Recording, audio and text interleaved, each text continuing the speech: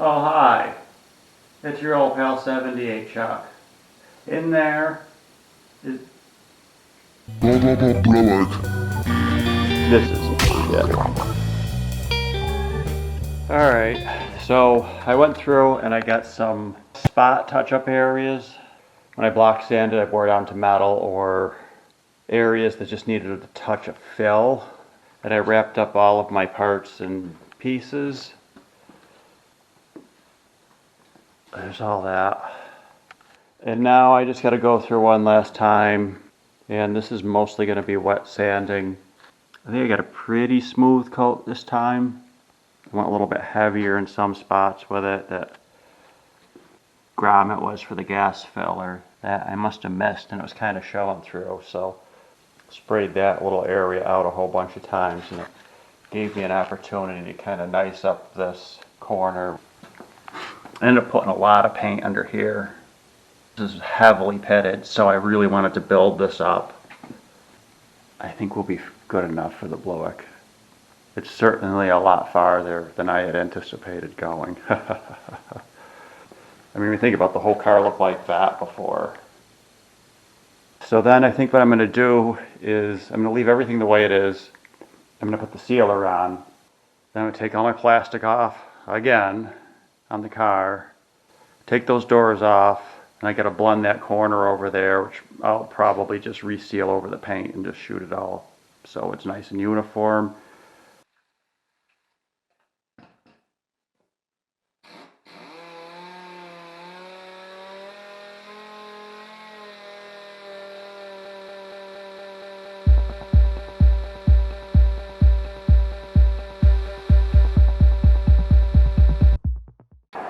I put a coat of sealer on it and I almost made it. And this is kind of where I ran out. I got this blown in here. I'm just gonna lay the color on over that and hope for the best. If I build it up, I think it'll be fine. If it's not fine, I think it's still gonna be fine, but I just, you know, the shop is pretty much past critical mass at this point. Like I just can't, I gotta,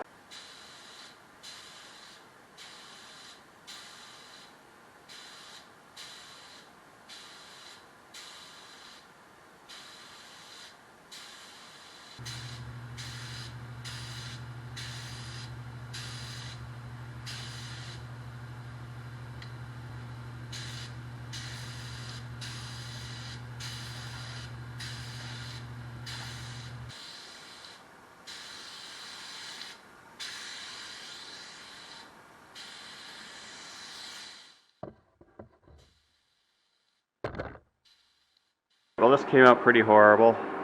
Kind of what I was expecting because that's all I've been getting. Basically, I was getting a combination of orange peel or texture, and no matter what knob I turned, I could not find anything in between. It was just garbage or garbage. I messed with pressure, I messed with the reducer. You know, as far as I can tell, I had everything right, except for more than likely technique. I think that's probably what we were missing, was skill. Maybe take last place at least. You know, I don't think I was in the running for second or third place.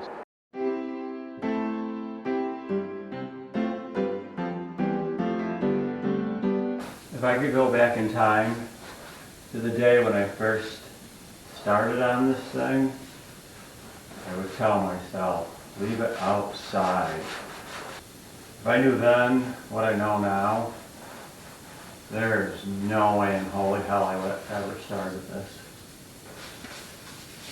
I mean, this has been the most thankless goddamn project.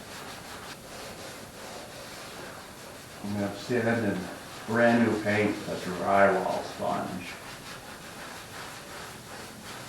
on a very aggressive level. That is not good. That is not a sign you've done things well. And you may as well use an old mop to wipe it off with. At that point, who the hell cares now? So this is sanded down. This is what sanded down to 5,000. And there's some interference kind of pattern going on there.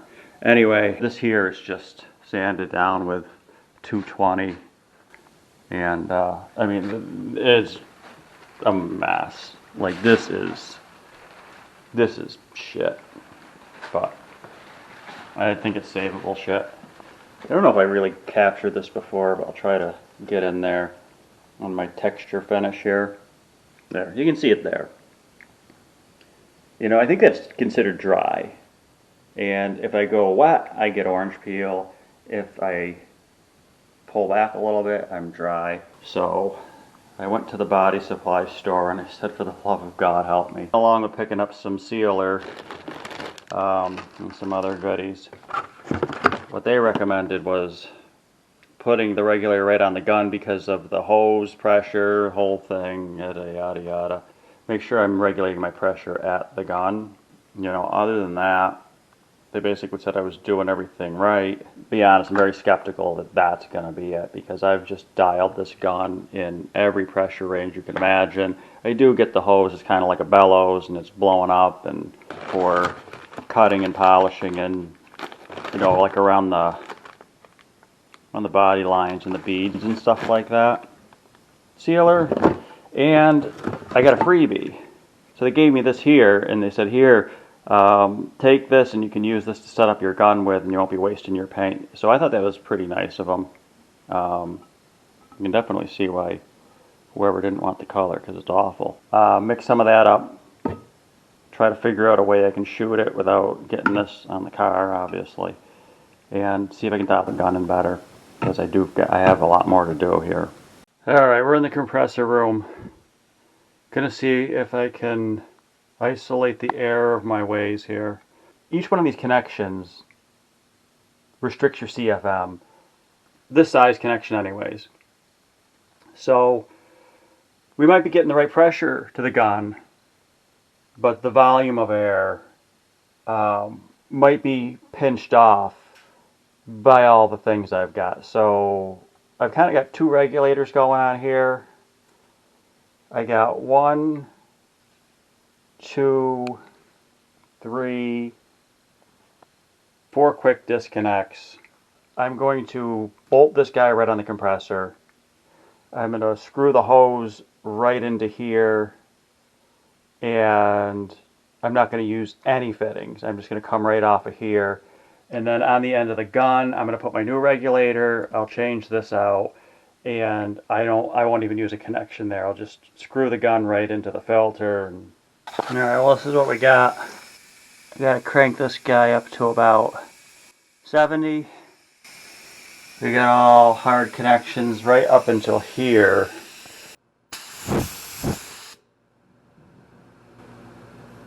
And conveniently, it's got all this shit on it that'll make it, it'll make it nice and hard to, maneuver and do whatever you got to do. It's gonna work out great.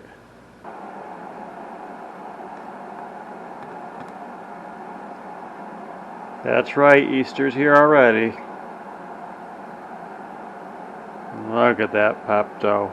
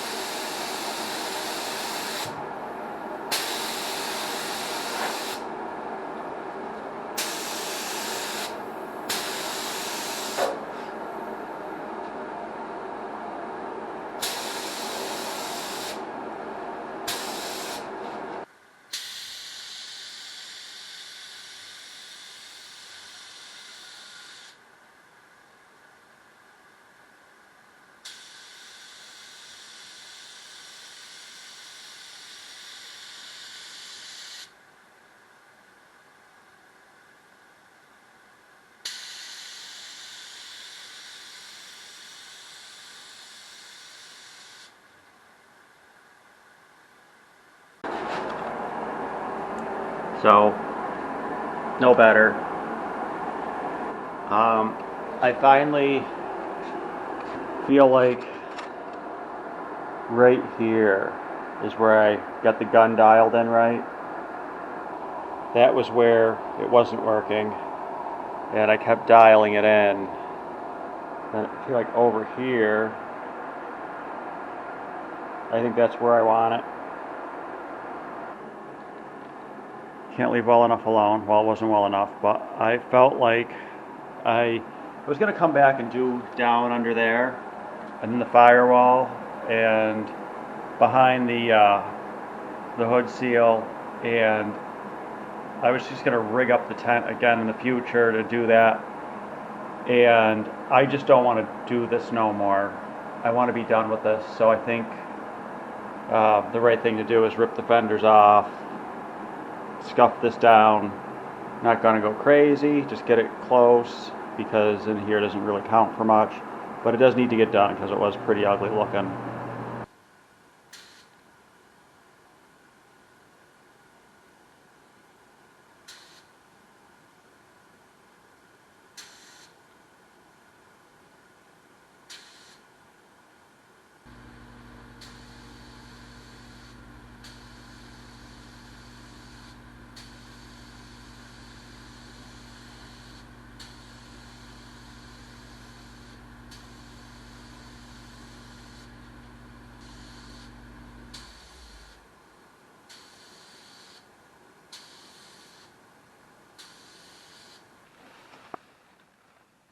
Okay, so I have to wet sand the car down again.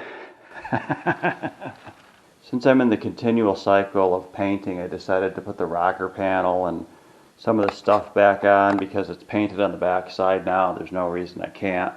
And then that'll let me put like this back on, put some sealer in there. Oh, you know, like I did over on the other side. I don't know if I showed that. These are like nailed in,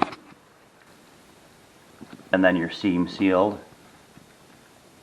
So that thing has to go back on.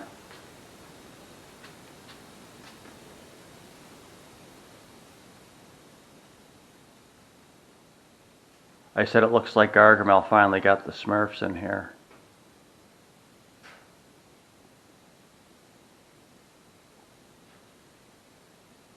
So we are still wet sanding, and I guess the nice thing is our firewall's nice and painted now, so that'll look nice. All this up under here is painted. So I went back to the body supply store again, and they said, hey, why don't you try some slower reducer? Let's do that. And then he said, what kind of a gun are you using? And I said, well, I brought it with me because I had a feel. And I looked at my gun, and he was like, okay, well, I don't think that's an HVLP gun. And I'm like, oh, okay, but I kind of think it is. And here's, we have a gravity feed gun. Is it a HVLP gravity feed gun? Yeah, it is. So, yeah, I was a little bit nervous when that started kind of happening. I mean, this new was a $400 gun. So what he says was, hey, you want to go over to Harbor Freight and get yourself one of those $14 guns and use that instead. And so I was like, okay, that sounds great. I'll just put my $400 gun off to the side, and I'll use this purple monstrosity with it. Yeah, this just doesn't feel right. Doesn't feel right when you can buy 3 guns for the cost of 1 quart of paint, is kind of my thing. But you know, they had a green one on sale, so it was just a little bit more. This set me back like $17. But you know, hey, I got it. You know, I got it. So you know, if the purple one doesn't work, maybe the green makes work happen better. This one says HVLP on it, so I've got a tremendous amount of confidence right now that everything's going to be okay. I have enough guns to make as much bad paint as you can possibly imagine.